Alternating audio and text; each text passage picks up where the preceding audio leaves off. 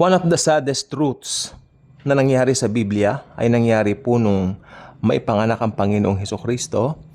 Yung mga, siguro mga mas matanda sa kanya ng konti mga bata, siguro 2 years old at saka yung mga kaidaran niya o yung mga bagong panganak lang.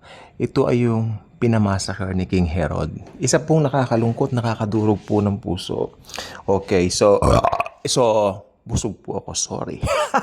Sorry po, pasensya na po. Okay, so nakakalungkot po, nakakadurog po ng puso na nangyari po sa kanila ito. Na because pinapatuntun ni King Herod si Jesus dahil sa kasakiman ng haring ito. Nako, nakabwisit niyang si Herodes.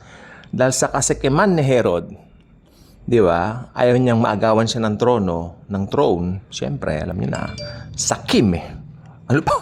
Pag sakim, di ba? So, gagawa siya lahat ng paraan. So, ipahanap itong hari ng mga Hudyo and all that. Kasi yung mga wise men, sinabi na yung pinanganak na baby, yung sanggol, ay maghahari sa buong Israel. So, ayaw niya siyempre. Siyempre, sakim nga. So, ang ginawa niya, para makatiyak daw siya, o ginawa niya, lahat ng 2 years old pababa, patayin lahat. Batang lalaki, mga batang lalaki. So, ito po yung tinatawag natin na Massacre of the Innocents, tapos Niños Inocentes naman sa Tagalog o sa Spanish. So, ito po ay nakakalungkot na pangyayari. Hindi po ito kaaya-aya. Ito po ang talagang nakakadurog ng puso. Innocents. They are innocents. Ngayon, kung tatanungin natin si Google, ito. How many children did Herod kill? Lumabas po dito sa search ay 144,000 overall. Ngayon, dahil 144,000, meron naman mga ibang theologians, nagko-conclude po sila na ito raw yung 144,000 witnesses. Well, ako meron po akong 3 dahilan para sabihin na patunayan. Hindi po sila pwedeng maging yon, no? Ang sabi lang ng Biblia, 144,000 Jews. Okay, so hanggang dun lang po tayo. Okay, bakit ko sinabi na hindi po sila pwede, yung mga babies na pinapatay ni Herod, bakit hindi sila pwede maging 144,000? Na sila yung maging 144,000 na witnesses. Ito po yung una kong dahilan. Yung mga infants, hindi naman umaawit yan. Babies yan eh. Di ba?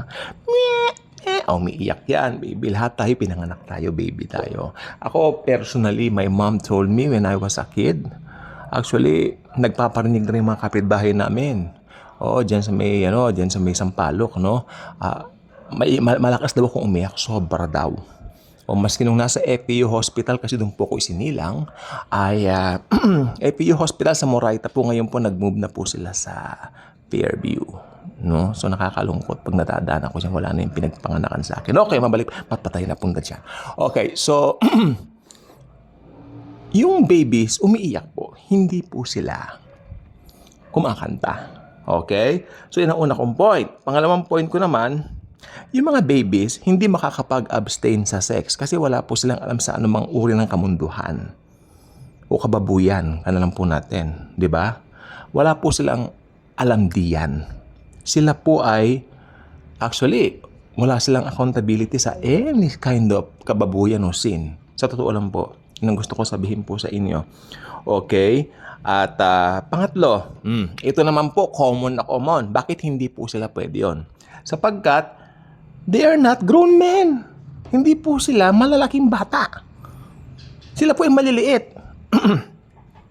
Amen? So, yun lang po ang dahilan.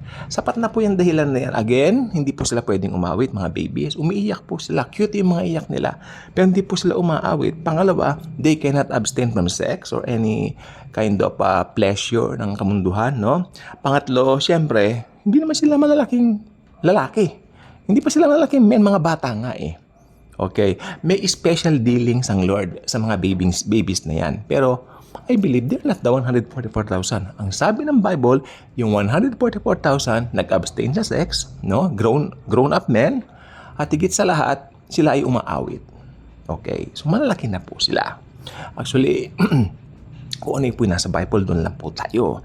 Huwag na po tayong kung ano-ano yung mga magkapareho lang. Ito sasabihin mo, sila na rin yun. No, don't do that. Okay, thank you in Jesus. Truly loves us all. Bye, bye, bye, bye.